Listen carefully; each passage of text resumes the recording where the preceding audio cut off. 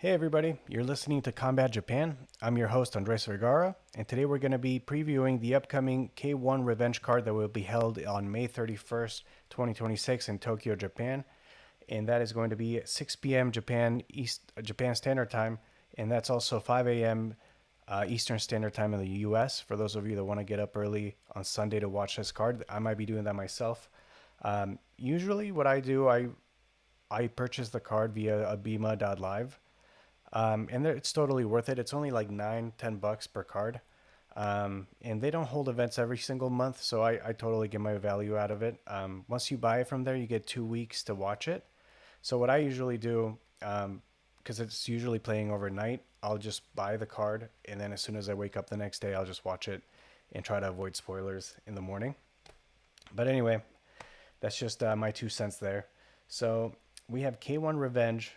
I think the Revenge moniker is something that they used to do back in the day, and they kind of are bringing it back. I know that a lot of things are harkening back to the old days before they rebranded, or sorry, they had their rebirth, right? Because K1, the original K1 run ended, I believe, in 2011, and then they got sold over to the company that owns Glory, and then they started K1 Japan, etc. It's a whole thing, but they've been doing the rebirth since 2023, and I believe shortly after Genki Sudo became the one of the main producers and kind of added a little pizzazz to the whole promotion. So they are. Everyone's always wondering, is K1 back, right? I certainly enjoyed their product the past year, um, but this is just one of those things that we'll see how it goes this Sunday. But they're trying to capture that old glory of that K1 used to have back in the late '90s, early 2000s. So anyway, moving on. I am going to pull up on my screen here the card, and I am actually going to cover the main card, starting with the vacant featherweight championship title match. All right. So starting off with the main card, we have a featherweight championship title match that's going to be um, at 57 and a half kilograms. So on one side we have your Ryota Ichida, who was the 57 kg crush champion. I believe he won it in 2024, against Kosei Sekiguchi. Kosei is an undefeated young fighter. He's 9-0. Actually, they're both real young. Yep. Ishida is 23.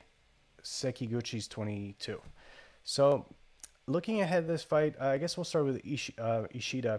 Um, from what I can tell, he's very good under pressure. He's a bit of a lankier opponent fighter, so he uses his range quite a bit, and he's really good at covering up and looking for counters. Um, he because of his limb and just build, I think he relies a lot on range and knees and that kind of thing. But yeah, he's at 13-1. He's been able to have a lot of success and finish people pretty consistently.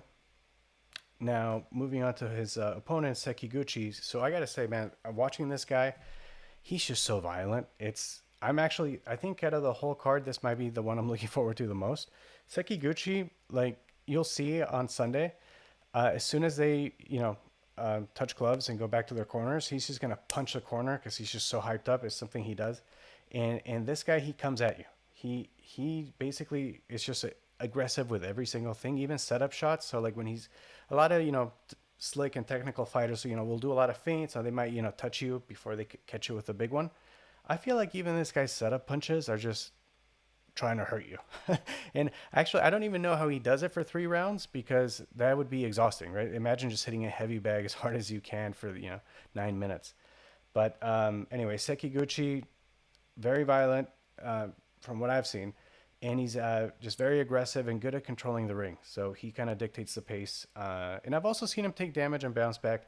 I know I'm kind of glazing him, and it's because I do think he will win. So my prediction for this one will be a decision win for Kosei. Um, I struggled thinking whether or not it would be a stoppage or a decision, but I do think that Ishida is experienced enough and tenured enough to kind of hold him off and be able to mitigate a lot of the damage that will be put on by Kosei. But hey, he could guess himself out. And if he does that, then Ishida is really great at countering. And he might just see an opening and end the fight there. But my official prediction will be Kosei Sekiguchi via um, decision. All right, moving on. Let's see. Okay, we're moving on to the Super Featherweight Interim Championship. So this is going to be between Tomoya Yokoyama and Yuta Matsuyama. So I mentioned earlier, this one's called Revenge, right? And I think the moniker Revenge really applies to this match more than any of the other ones, mainly because these guys have fought before. So you can actually, if you want to see a preview of how this will go watch their fight. They fought in Crush, I believe it was 158. Yep.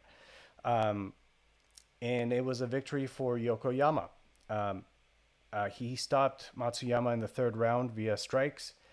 Um, I guess just I'll start with Tomoya Yokoyama. So he was the 60K Crush champion. Crush, by the way, is kind of the feeder league, like the junior leagues of K-1. So they kind of, it's like their development arm. So they pros will get started there, and if they become big enough draws, then they put them on official K-1 cards. Um, but that's how they develop a lot of local talent. Um, but yeah, Yokoyama is a very slick, experienced fighter. Let's see, he is, yeah, 22-5, right? And Matsuyama is 11-3, so a lot less experience there. From watching their previous fight, I actually felt like Yuta Matsuyama was pushing the pace a little bit more. Yokoyama was a lot more patient and covering up and just looking for counters, which he got, right? So he's very good at that. Yuta Matsuyama is very tall. See the height difference there? He's 176 centimeters versus 168. Yuta Matsuyama is very lanky, so he throws a ton of knees. Even if you look through his like topology, you'll see that he has stoppages by knees. But in their last bout, he just kept throwing knees over and over again. But that kind of left him exposed a little bit up top, and he got caught by Yokoyama's counters.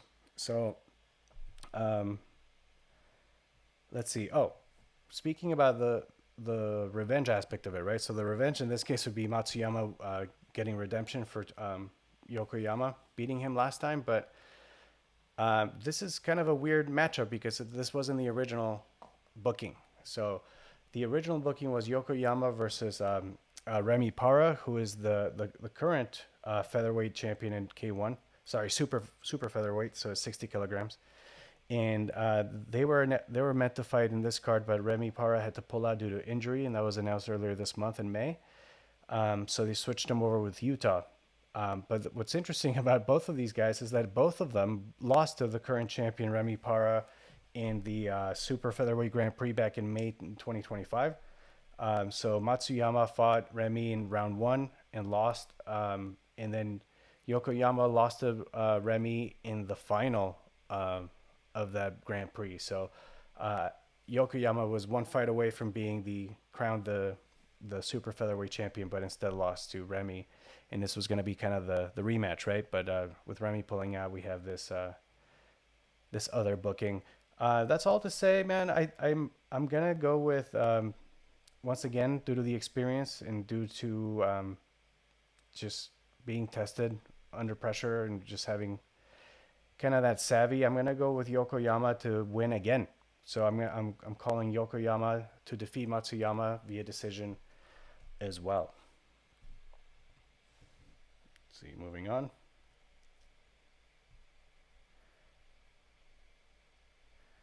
All right. Now we have a middleweight bout with Kasper Mujinski and Seiya Tanigawa. Kasper Mujinski, he is a Polish power. He is a star from Poland. Highly touted. He's a very, very, very slick competitor. He has a devastating body blows. A lot of his finishes, he'll either kick you in the body or punch you there and just kind of wear you down. He has a 27-3 record. His last two losses came back to back, and they were to current middleweight champion Dengue Silva. When was that? That was back in in February 2026. So that was during the 90 kilogram Grand Prix back in February. And then before that, he lost to Chinese fighter Ouyang Feng, and that was in September 2025. Both of them are great elite fighters, but that's just kind of I'm not gonna say bad luck. It's just the reality of facing that caliber of fighter, right? I mean, even with those two losses, he's still 27-3 with over 12 KOs. So I think he took a rebound match after the Dengue Silva match just to kind of in a different promotion. It was Dan Lung, and he beat him back in March, a month after losing to Dengue. But I think the biggest questions here surround what's Casper going to look like after those back-to-back losses in K1.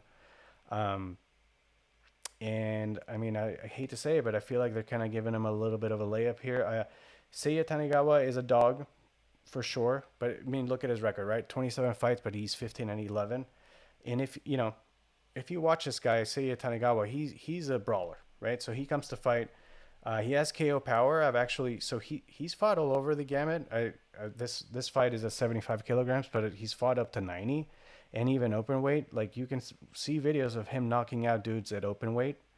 Um, so he's definitely not someone to be taken lightly, but I wouldn't say he's necessarily world class. I do think that Casper is of that level.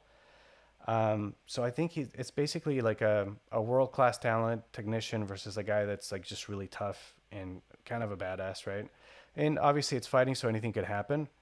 But I'm gonna put my money on Kasper Majinski winning this one. If I my prediction is what did I write down? Oh, stoppage round two, probably via some sort of body strike, liver shot. Um, but yeah, Seiya Tanegawa is fun, man. He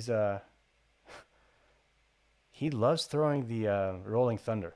So you can watch videos of him just kind of spinning and throwing that heel. Um, so yeah, that very. I think has the potential to be one of the most entertaining bouts, but I do think Casper's just going to outclass him. Um, Kind of going back to that last Casper loss to Dengue Silva, I think that's the one where if you watch back, these are all on YouTube by the way, so you can just go search them. But I think the legendary Michael Chavello is just freaking out in the in the commentary. He's like, because dengue I think is slang for mosquito, and when dengue actually got dropped by Kasper Majinski like right before he could turn it around, and then so dengue hits him and drops him and hurts him, right, and then Michael Chavello is just screaming the mosquito, and it's just he's just being completely outrageous, and then he starts like doing like some sort of chicken noise. It's wild. Definitely check it out. Once you click off this video, go check out Dengue Silva versus Kasper Majinski, and you'll see what I'm talking about. Well worth the entertainment there. Anyway, that's all to say. I'm taking Kasper Majinski on this one as well. Round two stoppage. All right, moving on to the main event here. We have a cruiserweight bout between the Iranian star Mahmoud Satari versus Aslan Koshiev from Kazakhstan. Both of these guys fought back in February in the 90 kg Grand Prix, and they were both knocked out in the first round. So I guess the term revenge here doesn't really apply to these guys fighting each other, but certainly a redemption arc for how they performed in their last Grand Prix in February earlier this year. If we look at the records real quick, you'll notice Mahmoud Satari is way more experienced, right? He's got 21 wins and 5 losses, whereas Aslan only has 9 fights overall, and he's 7-2. So just kind of baseline there. Mahmoud has 3 times the experience with world class fighters. That's a preview of my pick, by the way. But yeah, let's see here. I wrote down some notes here. I just don't want to get lost. Okay, let's talk about Mahmoud Satari. He is a star for K1. Back in 2022, he actually won the open weight Grand Prix. I think it's called the K Festa, something like that. He's had a bit ups and downs since then, but he's a very talented fighter. 5 losses overall. But I think the main question here is, can he bounce back from how he did back in February against Lucas Ochtenberg, who was the winner of the 90 kg Grand Prix. And the reason why we say, hey, can he bounce back, is because he didn't just lose; he actually got brutally KO'd by Lucas Ochtenberg. I think it was a lead left hook. Um, but hey, Satari has nothing to feel bad about, because Lucas Ochtenberg proceeded to do that same move to the next two guys and won the whole thing, just putting guys out with their. I think it was everybody with the left lead hook. Just got killer power, crazy torque, and just put him out like a light switch. So, um, yeah, I think going into the 90 kg Grand Prix, Satari was actually one of the favorites to win. So I remember watching that, just being very surprised with how that turned out. But aside from that loss and having a few ups and downs here and there, he is a very accomplished fighter with a lot of experience and a former open weight Grand Prix winner. On the other hand, we have Aslan Koshiev, right? So he fought in the 90 kg Grand Prix as well. He lost in the first round to Nikita Kozlov. Nikita Kozlov, who ended up being the runner-up fighter for the Grand Prix. So he was the one who lost in the final round against Lucas Ochtenberg. I will say, man, he gave Aslan Koshiev gave Kozlov hell. Like, it was a very, very close fight. He gave him everything he could handle.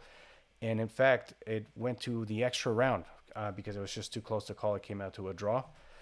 In my opinion, the only reason Koshiev ended up losing that fight is because he kind of looked gas, and I don't think he had much more left in the tank by round 4, at which point Kozlov was able to win that round and therefore the whole match and move on and eventually face Lucas Ochtenberg in the finals and lose there. But valiant effort, definitely a talent to watch out for.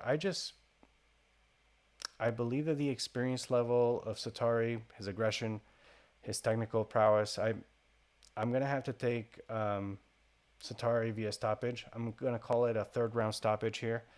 I don't know if you know much about Satari, but this guy is like allergic to decisions, it seems. I mean, I'm exaggerating a little bit, but if you look up his down his record, he's very accomplished with his stoppages. So yeah, he's got 13 KOs. He's a very, very good fighter. So that is my prediction for the event. I think Satari takes it via stoppage in the third round. All right, we'll switch back here.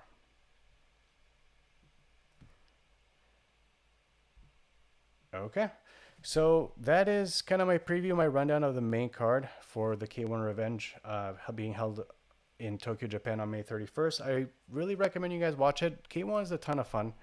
I mean, just like any other boxing or kickboxing organization, they have 3-minute rounds. The pace is incredible. I really enjoy the pacing of the production too. It's sometimes I feel like when I watch, well, particularly boxing, they have like crazy breaks in between matches. But even the UFC can kind of be a little slow sometimes. So these guys just kind of keep pumping it out. It's a great pace, great value for your money. It's like $9 a pay-per-view. What, like maybe like 5 major events a year, and you get to have the recording available via video on demand for 2 weeks after you purchase it. So I think it's very well worth it, and I know I'll be watching. So that's it. K1 Sunday, May 31st. Check it out. All right, thanks for watching. See you guys.